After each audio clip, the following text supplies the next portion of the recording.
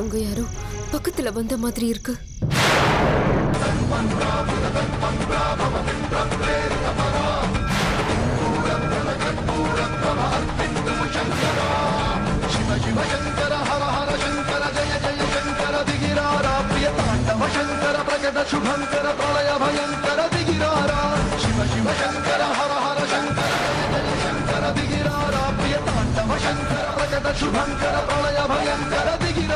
என்ன ஆச்சு உனக்கு?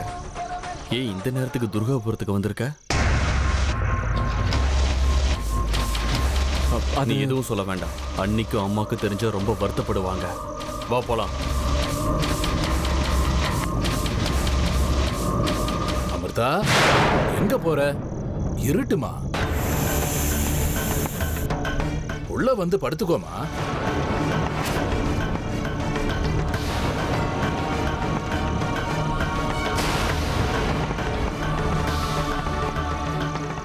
ஓமா, எதுக்குப்பா உனக்கு இப்போ 30,000 ரூபா பணம்? ஆ, சரி சரி அனுப்புறேன். ஆனா நாளைக்கு இதை பாரு, கொஞ்சம் பார்த்து செலவு பண்ணு. ஆ, உன் பிள்ளைக்கு கொஞ்சம் கூட பொறுப்பே இல்லை. ராஜாவோட பரம்பரைன்னு நினப்பு. அவனுக்கு 30,000 ரூபாய 300 ரூபா கேட்குற மாதிரி கேட்குறான். விடுங்க, நீங்க என்ன கஷ்டப்பட்டா சம்பாதிச்சு வச்சிருக்கீங்க? விக்ரம் கிட்ட நைஸா பேசி பணத்தை கொண்டு போய் பிள்ளைக்கு கொடுப்பீங்க. விக்ரம் கொடுத்தா வாங்கிக்கோங்க. மேல போகும்போது இதெல்லாம் எடுத்துட்டு போவானா? முடியாதுல்ல. அவனுக்கு இந்த ஜென்மத்துல குழந்தையே பிறக்காது. என் புள்ளதான் விக்ரமோட ஆஸ்திக்கு வாரிசாக போறான். கடைசி காலத்துல விக்ரம்க்கு அவன் தான் கொல்லி போட போறான். எப்படியும் மத்த காரியங்கள் எல்லாம் இவன் தானே பண்ண போறான். அதுக்கு இப்பவே விக்ரம் வேலை கொடுத்துட்டு போட்டோம். அப்பா, உன் மூளை எப்படிமா இப்படி வேலை செய்யுது? மனுஷன் புத்திசாலி தான். அதனாலதான் கடவுள் கலியுகத்துல கல்லு ரூபத்துல இருக்காரு. இருந்தாலும் ஒரு பக்கம் பயமா இருக்கு. அந்த சரோஜாவோட தலையில சந்தான பாக்கியம் எழுதியிருந்தா நிச்சயமா அது நடக்காது. ஒருவேளை நீங்க சொல்ற மாதிரி நடக்கிறதா இருந்தா, கல்யாணமாகி 7-8 வருஷம் ஆச்சு. இந்நேரத்துக்கு அவளுக்கு குழந்தை பிறந்திருக்கணும். அதெல்லாம் நடக்கிற காரியம் இல்ல. நான் கொடுத்த மருந்து நல்லாவே வேலை செய்யுது. பார்த்துக்கிட்டே இருங்க. விக்ரமோட எல்லா சொத்துகளுக்கும் என் புள்ளதான் வாரிசு.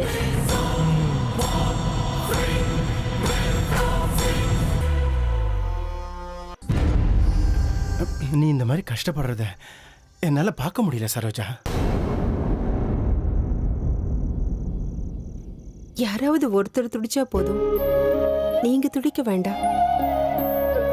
நம்பிக்கையோட இருங்க. எல்லாத்தை விட ரொம்ப முக்கியம் நம்பிக்கை தான். ஆனா இந்த கஷ்டத்தையும் வருத்தத்தையும் போக்குற அந்த நம்பிக்கை எப்பதான் வரும் சரோஜா? இதோ பாருங்க, அந்த ஆண்டவனை நம்பினதுக்கு, நாகராஜாவுக்கு விரதம் இருந்ததுக்கு, என் ஃப்ரெண்டுக்கு குழந்தை பிறந்தது. இன்னையிலிருந்து நானும் அவ சொல்லி கொடுத்த அந்த நாகேந்திர சுவாமி பூஜையை ஆரம்பிச்சிருக்கேன். அப்பா, அம்மா, சூரியன், சந்திரன் இவங்களுக்கு அப்புறம் நாகங்கள் தான் பிரத்யக்ஷ தெய்வம்னு சொல்லுவாங்க. நாகத்தோட அனுகிரகம் இருந்தா நமக்கு எல்லாமே நல்லதுதாங்க நடக்கும். நீங்க கவலைப்படாதீங்க. நான் நம்பி இருக்கிற ஈஸ்வரன், அவருடைய பிரதிநிதியான நாக தெய்வம் நம்மளை கைவிட மாட்டாங்க. நீங்க வருத்தப்படாதீங்க. உங்களை கெஞ்சி கேட்டுக்கிறேன். ரொம்ப லேட் ஆயிடுச்சு, வந்து படுத்துக்கோங்க. வாங்க.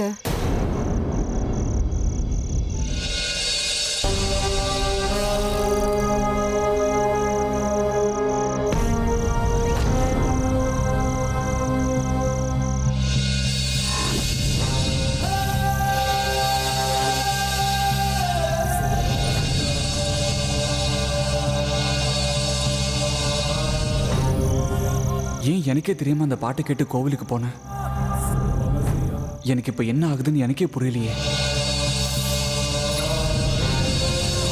கனவுல தெரியுற அந்த பொண்ணு, இன்னைக்கு கோவில பார்த்த பொண்ணும் 2 பேரும் ஒண்ணுதானே. நான் ஏன் அவ்வளவு தூரம் போனேன்? அந்த கோவிலுக்கும் அந்த பொண்ணுக்கும் எனக்கும் ஏதாவது சம்மந்தம் இருக்கா? பொண்ணும் புரிய மாட்டேங்குதே. நான் இங்க இருந்தாலும் என் மனசு மட்டும் அங்கதான் இருக்கு. ஏதோ என் மனசு ரொம்ப அலைப்பாயுதே. அந்த ராகம் என்னை தன் பக்கம் இழுக்குது. அது என்னன்னு எனக்கு தெளிவா சொல்ல தெரியல. ஏன் எதுக்கு இப்படி நடக்குதுன்னு எனக்கு புரியல. நான் மறுபடியும் அந்த கோயிலுக்கு போகணும். பகல் வெளிச்சத்துல நான் அந்த கோவிலை பார்த்தே ஆகணும்.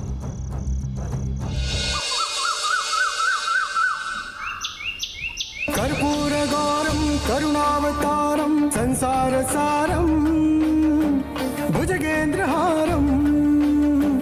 கற்பூரகாரம் கருணாவதாரம் சம்சாரசாரம் புஜகேந்திரஹாரம்.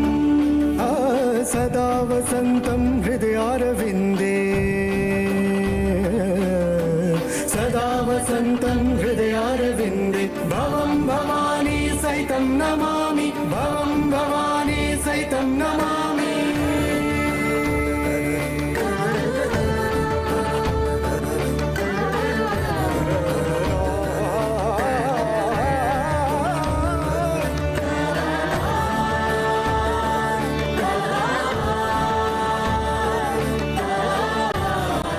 அது நான் எழுந்திருக்கிறதுக்கு முன்னாடியே இவ்வளவு வேலைகளை செஞ்சு முடிச்சிட்டேன். உனக்கு அந்த ஆண்டவன் மேல எவ்வளவு பக்தி இருக்குன்னு நல்லா தெரியுதுமா. நீ நல்லா இருக்கணும், நிச்சயம் நல்லா இருப்ப. பரமேஸ்வரா, என் லட்சியம் நிறைவேற நேரம் சீக்கிரம் வர மாதிரி செய்.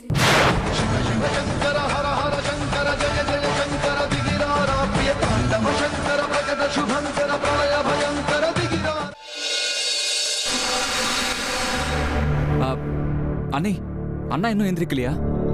கொஞ்ச நேரம் அவர் தூங்கட்டுமே அர்ஜுன். அதிசயமா அவர் இன்னைக்கு தான் தூங்கிட்டு இருக்காரு.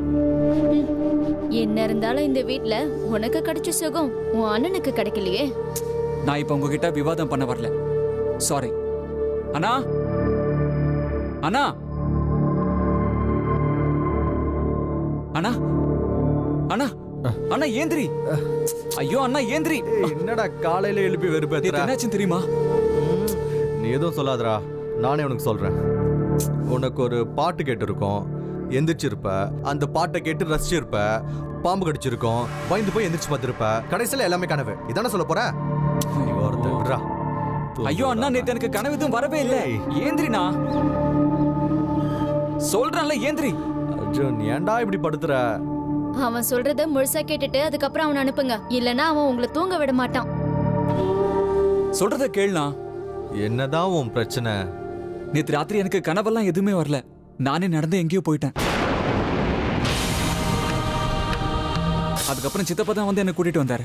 வீட்டுக்கு வர வரைக்கும் எங்கே போனா எதுக்கு போனான்னு எனக்கு தெரியவே தெரியாது. உங்களுக்கு தூக்கத்துல நடக்கிற வியாதி வேற இருக்கா? கிழிஞ்சது கிருஷ்ணகிரி. அண்ணி, எல்லாத்துக்கும் ஏதாவது ஒன்று சொல்லிட்டே இருக்காதீங்க ப்ளீஸ். ஓகே சரி, விட்றா. நீ சொல்லு. தலைகாணியில தலையை வச்சு படுத்தேன். திடீர்னு ஏதோ ஒரு பாட்டு என் காதுல கேட்டுச்சு. எனக்கும் ஒரு மாதிரி கியூரியாசிட்டி. பாட்டு வந்த திசையை நான் ஃபாலோ பண்ணேன். யாரோ ஒரு பொண்ணு கோவில் தூண்ல சாஞ்சு உட்கார்ந்துட்டு இருந்தா. பேசுனியா? அந்த பொண்ணோட முகத்தை பார்த்த? ரெண்டு பேரும் இன்ட்ரோடியூஸ் பண்ணிட்டீங்களா? அதுக்குள்ளதான் சித்தப்பா வந்துட்டாரு. அப்பதான் எனக்கு விஷயமே தெரியும். எனக்கே தெரியாம நான் துர்காபுரத்துல இருக்கிற கோயிலுக்கு போயிருக்கேன். எனக்கு இப்ப ரொம்ப ஆச்சரியமா இருக்குண்ணா. ராத்திரி 6-7 கிலோமீட்டர் எனக்கே தெரியாம நான் அவ்வளவு தூரம் நடந்து போயிருக்கேன். அப்படியா? ராத்திரி இவ்வளவு நடந்ததா? எனக்கு எதுவுமே தெரியலையே. ஹே, ராத்திரி 12 மணி வரைக்கும் நான் முழிச்சுதான்டா இருந்தேன். அண்ணே, ராத்திரி உங்களுக்கு ஏதாவது பாட்டு கேட்டுச்சா? எனக்கு எதுவும் கேட்கலையே. எனக்கு மட்டும் ஏன் அந்த பாட்டு கேக்குது? அந்த பொண்ணு யாரு? அண்ணா, எனக்கு ரொம்ப குழப்பமா இருக்கு. எனக்கு மட்டும் ஏன் இப்படி எல்லாம் ஆகுது? பிரஷ்ன லக்கணப்படி பார்த்தா உங்க அர்ஜுனனோட ஜாதகத்துல சர்ப்பதோஷம் இன்னும் கொஞ்ச நாள் இருக்கும் போல இருக்கு. அது அப்படித்தான் இருக்கும். உங்க புள்ள அர்ஜுனனை சர்ப்பதோஷம் விடாது.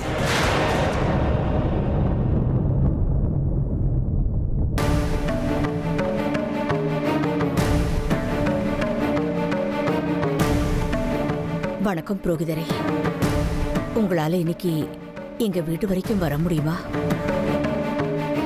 உங்ககிட்ட ஒரு முக்கியமான விஷயம் பேசணும். அதுக்குதான் எதையாவது செஞ்சு என் பேர அர்ஜுனனை சர்ப்ப தோஷத்துல இருந்து காப்பாத்தியே தீரணும். என்னாச்சு? நான் ஏன் இந்த அளவுக்கு கவலைப்படுறேன், ஆத்திரப்படுறேங்கிறதெல்லாம் நீங்க வீட்டுக்கு வந்ததுக்கு அப்புறம் சொல்றேன். புரோகிதரே, எவ்வளவு சீக்கிரம் முடியுமோ அவ்வளவு சீக்கிரம் வாங்க. சரி புரோகிதரே, நான் ஜாதகத்தை எடுத்து வைக்கிறேன், வச்சிடுறேன்.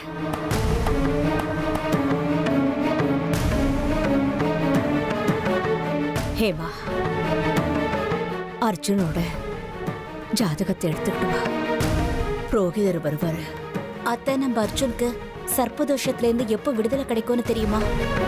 இங்க நடக்க வேண்டிய பூஜை நின்னு போனதுனால என்னால நிம்மதியா தூங்கவே முடியல. தப்புக்கு மன்னிப்பு, தோஷத்துக்கு பரிகாரம், கேள்விக்கு பதில் நிச்சயம் இருக்கும். ஆனா அந்த பரமசிவனோட அருள் இருக்கணும், அவ்வளவுதான். நம்ம அர்ஜுன சொன்ன பேச்ச கேட்க மாட்டான், கண்டபடி ஊர் சுத்திட்டு வரான். நம்ம கவலை, நம்ம வருத்தம் அவனுக்கு புரியவே புரியாது. இந்த காலத்து பசங்களுக்கு ஜாதகம், கடவுள் மேல எல்லாம் நம்பிக்கையே இல்லாம போச்சு. யார் வேணாலும் பொய் சொல்லலாம், ஆனா ஜாதகம் பொய் கிடையாதே. ஆண்டவனுக்கு விளக்கேத்தி வைக்கிற என்னமோ மனசுக்குள்ள அர்ஜுனனை பத்தி கெட்ட கெட்ட யோசனையெல்லாம் வருது.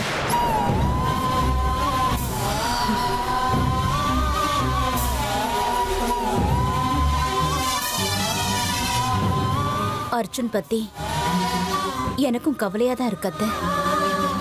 நீங்க வெளியில சொல்றீங்க, நான் சொல்றது இல்ல, அவ்வளவுதான். பாம்பு பேரு கேட்டாலே அர்ஜுனுக்கு ரொம்ப உற்சாகமாகுது. ஆனா அவனுக்கு சர்ப்பதோஷம். என்ன இந்த விளையாட்டு? என் புள்ளைய காப்பாத்துப்பா.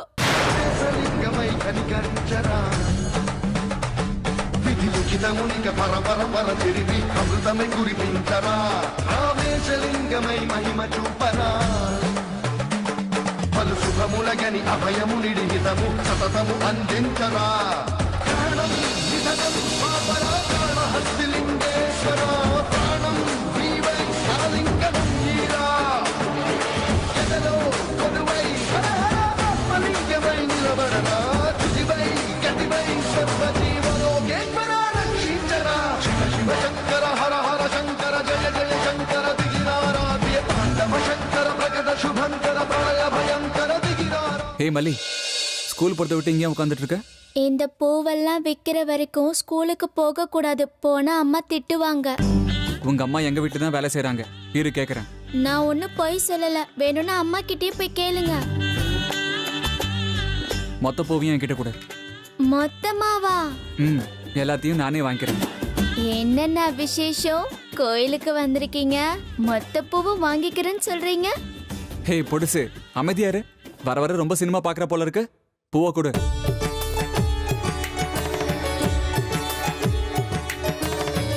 இந்தா, எல்லா பூவையும் வித்தாச்சுல, இப்ப ஸ்கூலுக்கு போ. ஸ்கூலுக்கு போற பசங்க இப்படி வியாபாரம்லாம் பண்ணக்கூடாது. நல்லா படி. படிக்கலன்னா நீ வாழ்க்கை பூரா இப்படியே தான் இருக்கணும்.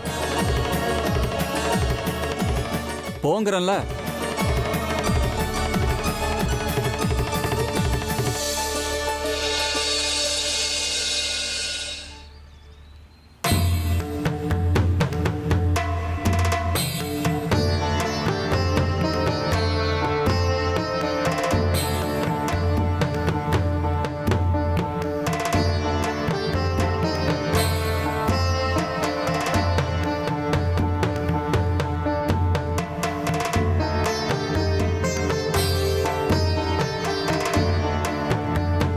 எங்க அர்ஜுனன் ஜாதகத்துல என்னதான் போட்டிருக்க? கிரகங்கள் எதுவும் சரியா இல்ல, ராசியாதிபதி பலமா இல்ல.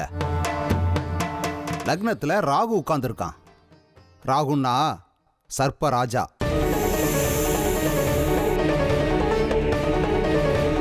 ராகுவால பிரச்சனை இருக்கு. இந்த ஜாதகத்துல ராகு வக்கிரமா இருக்கான். சப்தமாதிபதி கேது 5வது வீட்டை பார்க்கறான். அப்படி பார்க்க கூடாது, அது நல்லதில்ல. அர்ஜுனனுக்கு ஒரு மிகப்பெரிய கண்டம் இருக்கு.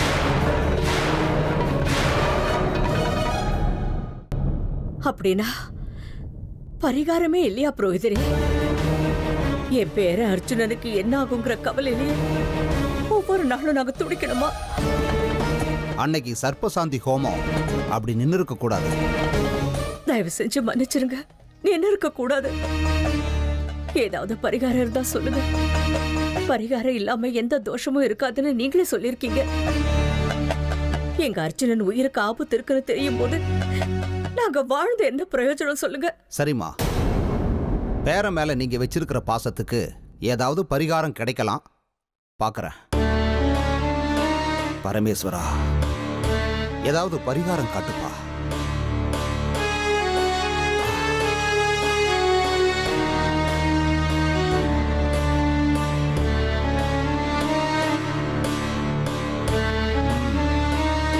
பரிகாரம் தெரியுது.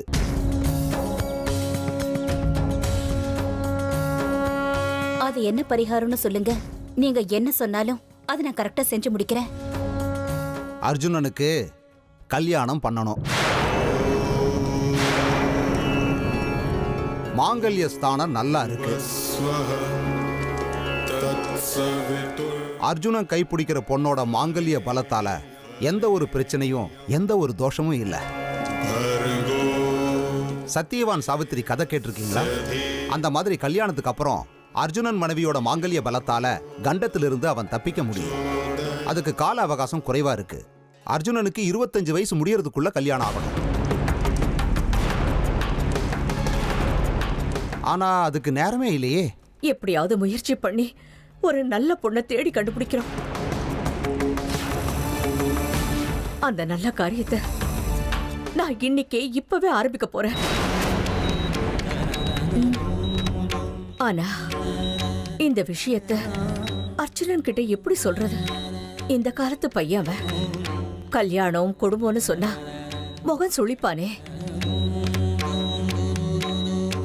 நானே அர்ஜுன் கிட்ட இந்த விஷயத்தை சொல்றேன். இந்த விஷயத்தை பத்தி நீங்க யாரும் அவங்கிட்ட பேச வேண்டாம்.